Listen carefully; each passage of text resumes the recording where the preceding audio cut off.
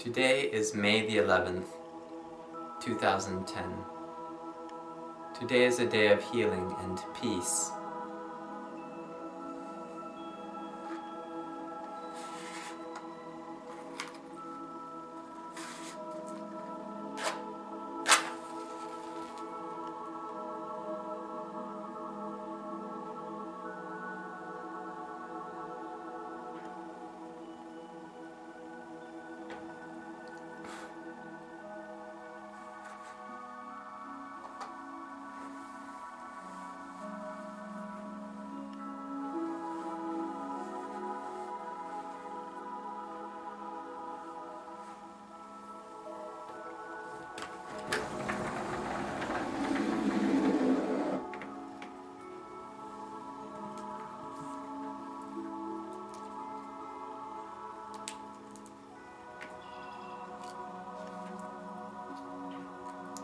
We read from the book of Isaiah,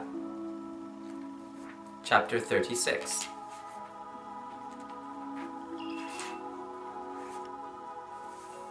Hear the word of the Lord. In the 14th year of King Hezekiah's reign, Sennacherib, king of Assyria, attacked all the fortified cities of Judah and captured them. Then the king of Assyria sent his field commander with a large army from Lachish to king of Hezekiah at Jerusalem. When the commander stopped at the aqueduct of the upper pool, on the road to the washerman's field, Eliakim, son of Hilkiah the palace administrator, Shebna the secretary, and Joah, son of Asaph the recorder, went out to him. The field commander said to them, "Tell Hezekiah, this is what the great king, the king of Assyria, says. On what are you basing this confidence of yours? You say you have strategy and military strength, but you speak only empty words. On whom are you depending that you rebel against me? Look now, you are depending on Egypt, that splintered reed of a staff, which pierces a man's hand and wounds him if he leans on it. Such is Pharaoh, king of Egypt, to all who depend upon him. And if you say to me, 'We are depending on the Lord our God,' isn't he the one whose high places and altars Hezekiah removed, saying to Judah and Jerusalem, 'You must worship before this altar'? Come now, make a bargain with my master, the king of Assyria. I will give you 2,000 horses, if you can put riders on them. How then can you repulse one officer of the least of my master's officials, even though you are depending on Egypt for chariots and horsemen? Furthermore, have I come to attack and destroy this land without the Lord? The Lord himself told me to march against this country and destroy it." Then Eliakim, Shebna, and Joah said to the field commander, "Please, speak to your servants in Aramaic, since we understand it. Don't speak to us in Hebrew in the hearing of the people on the wall."